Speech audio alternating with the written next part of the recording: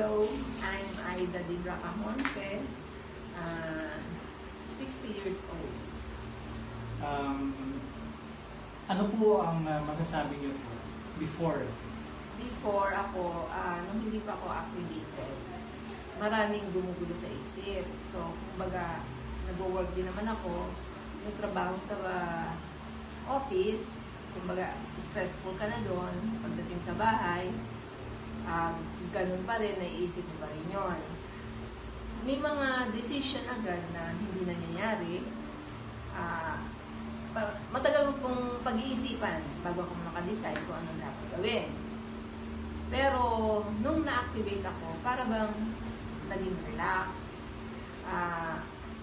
para bang may number 1, number 2, kung anong dapat gawin mo. So, ibig sabihin, yung mind mo nakaset na. Hindi ka nahirap mag-isip kung ano ba yung solution doon.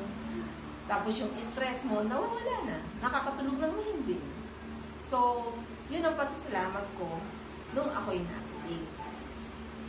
Kumusta naman po yung relationship sa pamilya? Sa pamilya ay okay. Nung una kasi, pag ako'y nakarinig ng hindi maganda, parang umiinit ka agad ang ulo ko. So, parang ano nangyayari, may sama ng loob, ganyan, nagagalit ka agad. Deep inside, hindi ka naman makapagsalita, pero wala na lang imikan. Pero ngayon, okay lang. Kasi, kumbaga may paliwanag sa sarili ko at kaya ko din paliwanag sa mga nangyayari kung ano yung dapat na gagawin. Kumusta naman po yung development ng mga bata? Ang maganda po po? Si Jed, kaya ako na pa-activate dyan.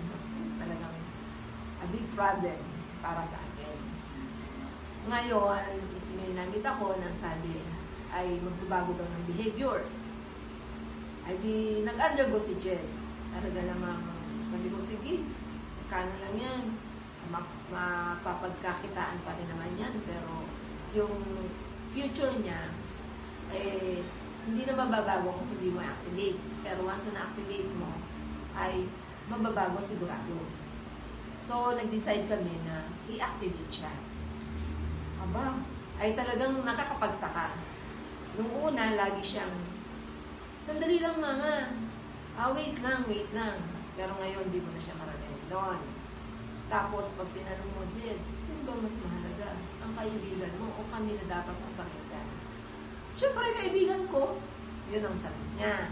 Pero ngayon, naku, hindi. Tulong na tulong siya sa bahay, sa lahat. Siya ang tagaluto. Pag may problema kami dito sa electrical, halimbawa, sa washing machine, siya na ang gumagawa. So, wala na akong problema talaga kay Jed. With regard sa school, ay naku, dati niyang ayokong makita na grades ngayon. Wala na yun, napalitan. Na sabi ko sa kanya nga ay, Jed, pwede pala yung gawin mo ganyan, bakit ngayon lang? Hindi, mama, kaya ko naman yan eh. Sabi, talaga, malaki talaga ang pinagbago niya. Tapos si Ira nahili, sabi niya, mama, ako din, i-activate mo. So, yun, nagpa-activate din si Ira. Si Ira ngayon ay stress sa work kasi nga ay bago pa lang siya doon, tapos lahat ay kanya. So, ngayon, sabi niya, mama, okay lang sa akin. Bakit ganun? Kahit ang dami kong ginagawa, nako-cope up ko lahat. Lumalabas pa nga yun kasi nga siya din nagbabayad sa SS, yung mga parang lalas ng officer, siya din. Pero lahat yun, nagagawa niya. Nakangiti pa nga siya eh. Yun.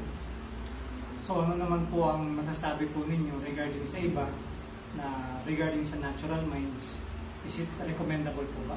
Recommendable for me, ang natural minds ay recommendable talaga. Kung halimbawa, may pera ka din lang, hindi mo dapat paghinayangan ang magpa-activate. Kasi makikita, may benefit siya in the future na negative, always positive ang labas nun.